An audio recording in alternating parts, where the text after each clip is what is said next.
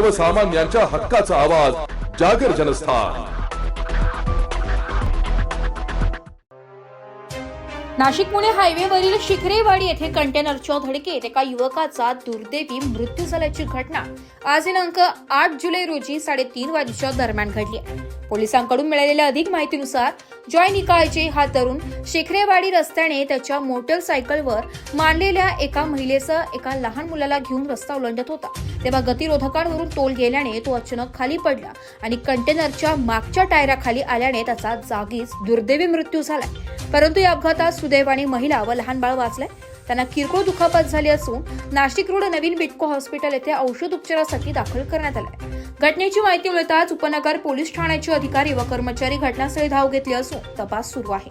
अपघातानंतर शिवसेना उपमहानगर प्रमुख विक्रम कदम यांनी प्रशासन आणि कंत्राटदारावर तीव्र टीका केली आहे। त्यांनी म्हटले की शिखरेवाडी येथील स्पीड ब्रेकरची उंची कमी अधिक आहे, वाहतुकीचे नियोजन पूर्णपणे गैर आहे, रस्त्यावर फलक किंवा रिफ्लेक्टरचा अभाव आहे। या रस्त्याने यापूर्वीही अनेक निष्पापांचा बळी घेतला, तरीही प्रशासन आणि कंत्राटदार यांच्याकडून कोणतीही सुधारणा होत नाहीये। त्यांनी या प्रकरणी प्रशासन आणि कंत्राटदारावर सदोष मनुष्यवधाचा गुन्हा दाखल करण्याची मागणी केली आहे।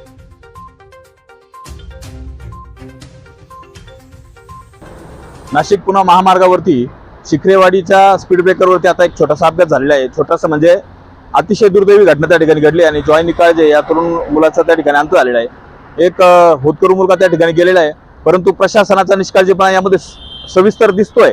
कारण या ठिकाणी असलेले स्पीड ब्रेकर यांची कमी अधिक प्रमाणात असलेली उंची आणि या ठिकाणी असलेली रहदारी या अतिशय मोठ्या प्रमाणात असल्या कारणानं या ठिकाणी अनेक विविध अपघात दररोज होतच आहेत आणि गेल्या 15 दिवसामध्ये हा दुसरा अपघात आहे। उपनगर या ठिकाणी मागच्या वेळी एक महिलेचा त्या ठिकाणी करून अंत झालेला आहे, तरी प्रशासनाला जागा दिसत नाही।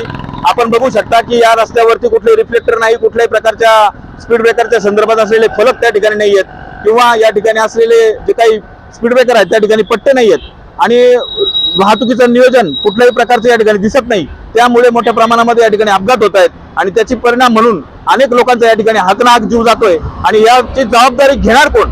प्रशासन असेल किंवा या ठिकाणचे जे कॉन्ट्रॅक्टर आहेत त्यांनी मागे जो रस्ता हस्तांतरीकरण केलं त्याच्यामध्ये त्या रस्त्यावरची जी लेअर आहे ती भरल्यानंतर ते स्पीड ब्रेकरची उंची जी आहे ती कमी अधिक प्रमाणात ठेवल्यामुळे आणि काही ठिकाणी स्पीड ब्रेकर बुजवूनच टाकल्यामुळे अनेक विविध अपघात त्या ठिकाणी घडतायत।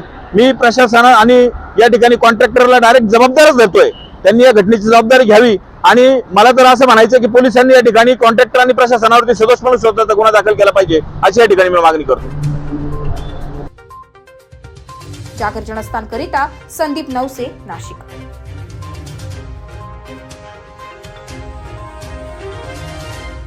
नाशिककरांसाठी जाहीर आवाहन। पावसाळ्यात अतिसार, गॅस्ट्रो, कॉलरा यांसारखे दूषित पाण्यामुळे होणारे आजार होऊ नयेत म्हणून उघड्यावरील अन्नपदार्थ व कापलेली फळे खाऊ नका। पिण्याचे पाणी गाळून 10 मिनिटे उकळून प्या। जेवणापूर्वी व बाळास भरवण्यापूर्वी हात स्वच्छ धुवा। ताक, शहाळ्याचे पाणी, डाळीचे पाणी भरपूर प्रमाणात प्या आणि ताज्या अन्नपदार्थांचे सेवन करा। रोगाची लागण झाल्यास त्वरित डॉक्टरांचा सल्ला घ्या। स्वच्छता पाळा, रोग टाळा। सार्वजनिक आरोग्य विभाग, मनपा नाशिक द्वारे जनहितार्थ प्रसारित।